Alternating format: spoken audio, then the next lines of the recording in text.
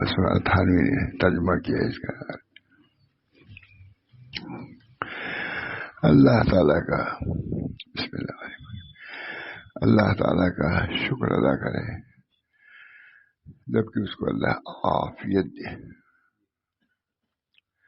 عافیت کی تعریف حضرت ہمارے بیان فرماتے تھے کہ عافیت بلا مشقت کے رزق مل جائے. بلا مشقت بہت مشقت کیا ہے یہ بھی عافیت کی چیز ہے. کھانے کا مل جانا بہت زیادہ مشقت نہ کرنا پڑے اور عمل اخلاص سے ہونے لگے. یہ نتیجی چیزیں ہاں یہ بڑی بات ہے. بڑی بات یہ سانس آسانی سے آتی جاتی ہے. جو تکلیف رہے گی تو کہاں. اس وجہ سے اللہ تعالیٰ بدن میں راحت دے طمانینت دے. اللہ کا شکر ادا کرے. الحمدللہ الذی احیانا بعد ما اماتنا والیہ النشور. کتنے لوگ پڑھتے ہیں اور الحمدللہ الذی. اللہ تعالیٰ کا شکر ہے کہ اس نے ہم کو زندہ کیا. الحمدللہ الذی احیانا بعد ما موت دے دیا تھا اور پھر اسی کی طرح لوٹنا.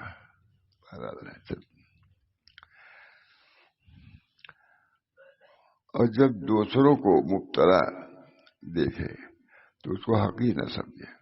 کوئی مصیبت میں ہے, بھوک کی مصیبت میں ہے, مرض کی مصیبت میں ہے, بیماری کسی طرح, تو جس کو دیکھ کر کے اللہ کا شکر ہے اس کے لیے دعا کرے اور شکر بھی ادا کرے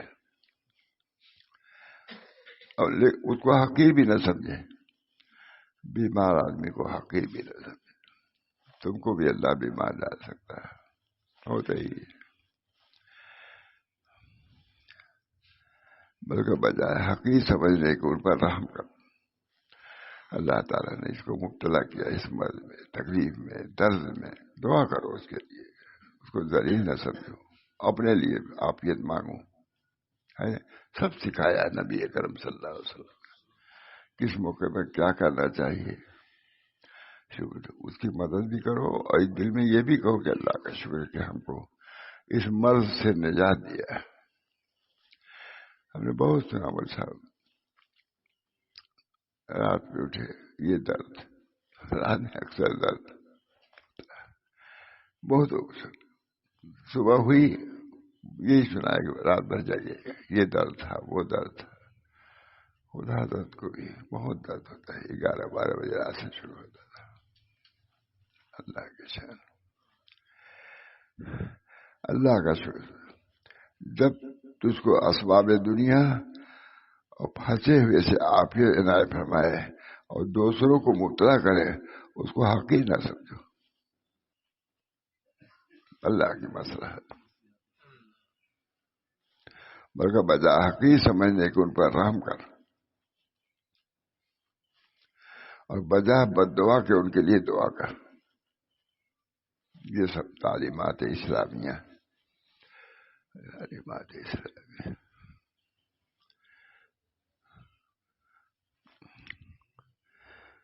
ان کو حقیر نہ سمجھ بلکہ بجائے حقیر سمجھنے کے ان پر رحم کر اور بجائے بد دعا کے ان کے لیے دعا کر. کوئی تمہارا دوست بیمار ہے اس لیے دعا کرو, وہ کہے یا نہ کہے اللہ تعالیٰ اس کو شفا دے. اسی وجہ اللہ کی مصلحت اتنا ہم بندے ہیں جو چاہے کرے, لیکن ہم اس حالت میں بھی اللہ کا حکم ہے کہ اس پر رحم کرو. مبتلا کسے کیا؟ اللہ ہی نے, لیکن ہم کو حکم دیا کہ اس پر رحم کرو, اس کی تعزیت کرو, اس کی عیادت کرو, ہے کہ نہیں؟ عیادت کے خود بہت فضائل ہے. اللہ نے بیمار ڈالا, اس کا صبر بھی امتحان ہے, ہمارا اخلاق میں امتحان ہے کہ تم جا کے پوچھتے بھی ہو کہ نہیں ہمارے اپنے دوست بیمار کے. جب امتحانی امتحان ہے. بجائے بد دعا کے ان کے لیے دعا کر اور عارف حضرت معروف کرخی کے فعل کا اتباع کر جو سراپا معروف یعنی نیکی تھی. کیا ہے عارف کی کیا اتباع ہے؟ یہ اتباع. قصہ یہ ہے کہ ایک بار حضرت معروف کرخی اپنے یاروں کے ساتھ دجلے پر گزرے. کشتی سے جا سے دجلے سے دریا. ان کے یاروں نے دجلے پر ایک جلسہ دیکھا. جو اہل لہو و فسق و نشاط تھے. دریا تھا، اس پر کشتی تھی، اس میں ناچ گانا خوب ہو رہا تھا.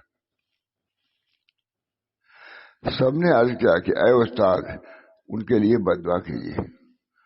سب صوفی لوگ تھے، یہ دوسرے اول ناچ گانے والے تھے کچھ. تو سب لوگوں نے کہا اپنے شیخ سے کہ ان کے لیے بد دعا کیجیے، دیکھیے یہ لوگ ناچ گانے میں ہیں، مشغول ہیں، شراب نوشی میں. حضرت تھانوی کی کتاب ہے یہ. ان کے یاروں نے ترجمہ عربی میں ہے لیکن حضرت نے ترجمہ کیا ہے. ان کے یاروں نے دجلے پر ایک جلسہ دیکھا ہے جو کہ اہل لہو و فسق و نشاط تھے، ناچ گانا دریا ہے. سب نے عرض کیا کہ اے استاد ان کے لیے بد دعا کیجیے. آپ نے دونوں ہاتھ اٹھا کر عرض کیا یا اللہ تو نے جیسا ان کو دنیا میں خوش کیا ہے آخرت میں بھی ان کو خوش رکھ. خوش ہے تب تو ناچ گا رہے ہیں. دنیا میں جیسے خوش خرم رکھا ہے، ناچ گا رہے ہیں، سواب بھی ہے، آخرت میں بھی ان کو خوش رکھ. یاروں نے عرض کیا، ان کے ساتھیوں نے حضرت کے عرض کیا کہ اے استاد ہم نے تو بد دعا کو کہا تھا، آپ نے فرمایا کہ جب اللہ کو آخرت میں خوش ہے. ہم نے تو بد دعا کے لیے کہا تھا، آپ نے ان کے لیے دعا کیا ہے. فرمایا کہ جب اللہ کو آخرت میں خوش رکھنا منظور ہوگا تو ان کو توبہ کی توفیق دے دے گا. توبہ کی توفیق نہیں کہا اللہ آخرت، جیسے اس وقت خوشی میں ناچ گا رہے ہیں، ان کو آخرت میں بھی ناچے گانے کے موقع. اور آخرت میں تم لوگوں نے کہا کہ حضرت ہم لوگوں نے کہا تھا کہ یہ بد دعا کی، آپ نے دعا دے دیا. آپ کہا بھائی جب چھوڑیں گے تبھی تو آخرت میں ناچے خوشی کا اظہار ہوگا. دعا کیا جنت کے داخلے کے لیے، کوئی جوڑ نہیں. کہا بھائی اب یہ چھوڑیں گے عیاشی فحاشی شراب نوشی تبھی تو جنت میں جائیں گے. تو میں نے تو اصل دعا تو یہی کیا ہے کہ اللہ جنت ان کو دے. تو بظاہر تو یہ کہ اللہ ان کے پھر سے نجات، یہی کچھ نہیں کہا کہ اللہ ان کو جنتی بنا دے.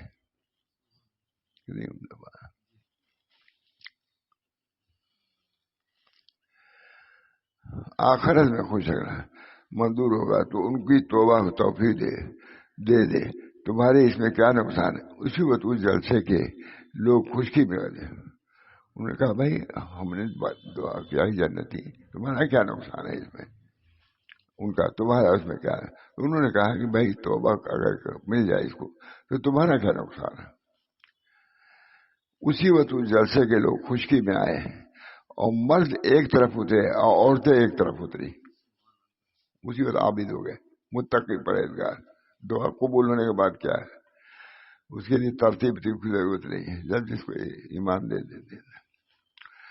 اور اب مرد ایک طرف اترے، عورتیں ایک طرف، دونوں پاک صاف ہوئے اور توبہ کرتے ہوئے اللہ کی طرف متوجہ ہو گئے. سب مسلمان ہو گئے، داخل شاکل ہو گئے، جنتی. دوزخ کا کام کر رہے تھے، دعا کیا ہے ابھی کام تو دوزخ، لیکن سب جنتی ہو گئے. دعا اسی کی لوہ لئی میں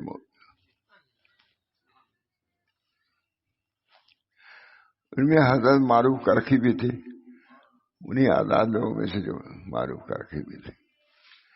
ان کی برکت سے بڑے بڑے عابد و زاہد پیدا ہوئے.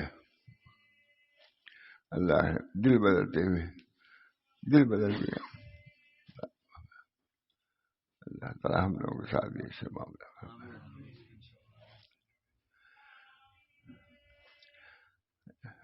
ایک بزرگ نے مجلس میں کہا محمد بشر لا کالبشری بل هو یاقوت بین الحجری. محمد بشر ہے مگر عام بشر کی طرح نہیں ہے. یہ پتھروں میں یاقوت ہوتا ہے تو وہ بھی پتھر، تو اس کی شان ہی کچھ اور ہے. ہم سب بشر ہیں لیکن محمد صلی اللہ علیہ وسلم بشر ہیں، ان کی شان ہی الگ ہے. محمد بشر لا کالبشری.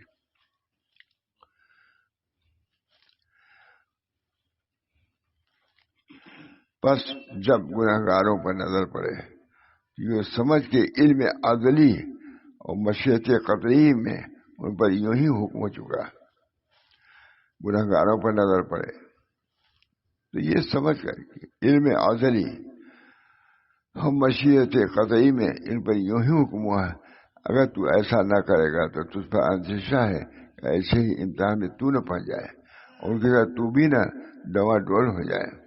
شیخ ابو الحسن فرماتے ہیں ایمان والوں کی تعلیم ایسا نہ کرو بلکہ مجھے دعا کرو، ان کو ذلیل نہ سمجھو۔ اللہ تم کو بھی ویسے ہی کر سکتا ہے، اس وقت تو عادل ہو، پاک ہو، صاف ہو، اللہ جب چاہے۔ لکھا ہے کہ بہت ہی مشہور جملہ ہے کہ عام لوگ تو معاصی سے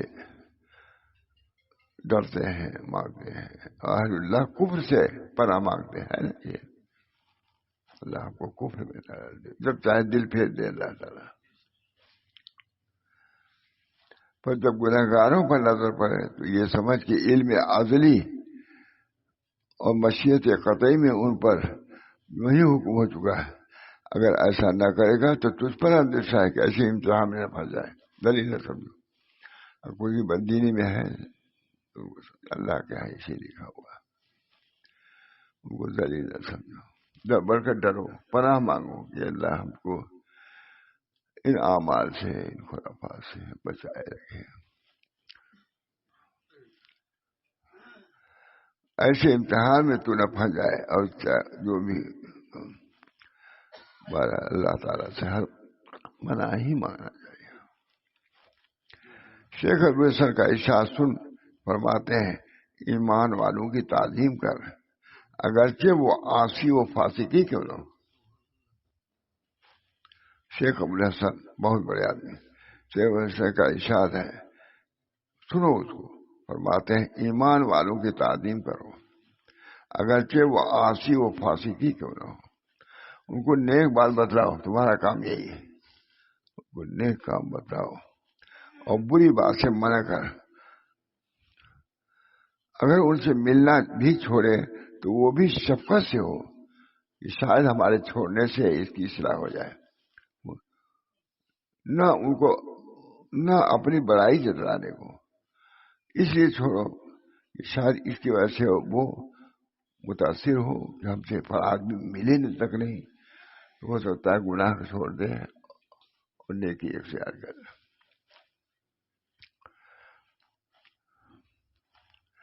بہت عمدہ جملہ ہے۔ شیخ ابو الحسن کا ارشاد سن فرماتے ہیں ایمان والوں کی تعظیم کر، اگرچہ وہ عاصی و فاسقی کرو، اور ان کو نیک بات بتلا، تمہارے ذمہ ہے کہ نیک بات بتلا اور بری بات سے منع کر، اور ان سے ملنا اگر چھوڑے تو وہ بھی شفقت سے ہو، ذلیل سمجھ کے نہیں کہ شاید ہمارے چھوڑنے سے اس کو اثر ہو اور دین کو اختیار کر لے۔ سبحان اللہ، خوب فیصلہ۔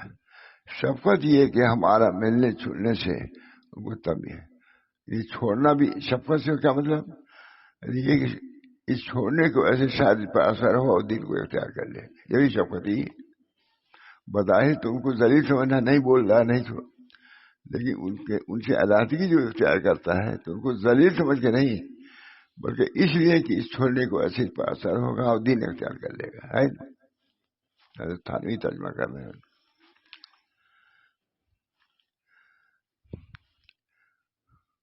شفقت یہ کہ ہمارے ملنا جلنے سے اس کو تنبیہ ہوگی اور وہ راہ راست پہ آ جائے گا۔ اور یہ بھی شیخ رحمۃ اللہ علیہ کا قول ہے کہ اگر مومن عاصی کا نور ظاہر ہو جائے، عاصی گنہگار مومن کا، اگر گنہگار مومن کا نور وہ الگ ہے، وہ الگ ہے۔ اگر مومن عاصی کا نور ظاہر ہو جائے تو زمین و آسمان کے درمیان تمام فضا کو وہ نور بھر دے، منور کر دے۔ عاصی گنہگار مومن، ایمان ہے اس کے دل میں، گنہگار ہے مگر ایمان ہے، تو ایمان کی وجہ سے تمام فضا کو بھر دے۔ تو مومن موتی کی کیا کیفیت سمجھتے ہیں جب گنہگار مومن کی کے اندر اتنی نورانیت ہے. اللہ تعالیٰ ہم سب لوگوں کو اس نور سے منور.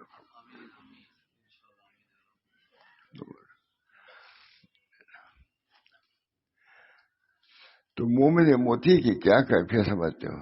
اہل ایمان اگرچہ اللہ سے غافل ہوں، ان کی تعظیم کے لیے اللہ تعالیٰ کا بقول ہے ثم اوضح کتاب الذین اصطفینا. ہم نے ایسے لوگ چنا جو عاصی تھے، مطلب ان کو بھی چنا. مومنی کی جماعت جو ہے اس میں گنہگار بھی ہے، لیکن چننے میں وہ بھی آئے. بہت عمدہ. یعنی پھر وارث کیا ہم نے کتاب کا ان لوگوں کو جس کو ہم نے برگزیدہ کیا اپنے بندوں میں سے. تو بعض تو ان میں اپنی جان پر ظلم کرنے والے ہیں. ابھی اس کتاب کے وارث مومن فاسق لوگ سبھی ہیں، سب ایک ہی نہیں ہے، سب فاسق. امت محمدیہ پوری کی پوری چنی ہوئی جو ہے اس میں عاصی بھی ہے. اور بعض بیچ چال چلنے والے ہیں، بعض نیکیوں میں بڑھے، ان میں 3 درجہ ہے. بعض عاصی ہے، گنہگار ہے، بعض بیچ کی چال، اور بعض تو پھر انبیاء ہے. اللہ تعالیٰ کو سو خیال کہ باوجود ظالم ہونے کے ان کے لیے استوا ہم نے چنا. ان میں پہلی بعض ان میں ظالم ہے، حضور کی امتی کے ہیں، ظالم ہے، گنہگار ہے، مگر چننے میں وہ بھی تو آ گئے. سو خیال کے باوجود ظالم ہونے کے ان کے لیے استفا کس طرح ثابت فرمایا اور ظلم اس کا سبب قرار نہیں دیا ہے کہ ان کو برگزیدگی سے یا وراثت کتاب سے نکال دیں. ظلم کیا یعنی مطلب گناہ کیا، یہ تو جو مومن ہے لیکن ظالم وہ بھی تو مومن. جب تمام مومنین کو اللہ تعالیٰ نے چن لیا تو مومنین میں فاسق فاجر بھی ہیں، وہ بھی چننے میں آ گئے. اگرچہ گناہ سے ظالم پر پاک ہے، وسیع رحمت والا، بڑی منت والا. اور جاننا چاہیے کہ اس کے ملک میں ضرور ایسے بندے بھی ہونے چاہیے جو مستحق علم اور مظہر رحمت و مغفرت و وقوع شفاعت. اس حدیث سمجھ لے رسول اللہ صلی اللہ علیہ وسلم نے فرمایا قسم ہے اس ذات پاک کی جس کے قبضے میں میری جان ہے، جس کے قبضے میں میری جان. اگر تو گناہ نہ کرے تو اللہ تعالیٰ تم کو ناپائد کر کے دوسری قوم کو ظاہر کرے جو گناہ کرتے پھر استغفار کرتے، اب کو اللہ بخش دیتا. یہ اللہ کی شان تھانی تک وغیرہ. اور فرمایا رسول اللہ صلی اللہ علیہ وسلم نے میری شفاعت اہل کبائر کے لیے جو بڑے گنہگار ہیں ان کے لیے. میری امت میں ان حدیثوں میں حضرت تھانی لکھ رہے ہیں، ان حدیثوں میں وسعت رحمت، اللہ کی وسعت رحمت اور حکمت وقوع معاشی کا بیان. اور اس حدیثوں میں وسعت رحمت اور حکمت وقوع معاشی کا بیان کرنا مقصود ہے. کوئی یہ نہ سمجھ جائے کہ گناہ سے اللہ اور رسول خوش ہوتے ہیں، حاشا وکلا، بلکہ یہ سب بنتا ہے. اللہ اسے خوش نہیں ہے لیکن اللہ نے پیدا اس لیے کیا. میری شفاعت اس پر پھر اللہ تعالیٰ ان کو بخشتا ہے. اور فرمایا رسول اللہ صلی اللہ علیہ وسلم نے میری شفاعت اہل کبائر کے لیے میری امت میں سے ہے. ان حدیثوں میں وسعت رحمت اور حکمت وقوع معاشی کے بیان کا مقصود ہے گناہوں سے رضا نہیں ہے، بلکہ گناہوں کرنے پر اس لیے تاکہ ان گناہوں سے ہم مغفرت کریں. کوئی یہ نہ سمجھ جائے کہ گناہ سے اللہ اور رسول خوش ہوتے ہیں، حاشا وکلا، بلکہ ان کی رحمت ہے.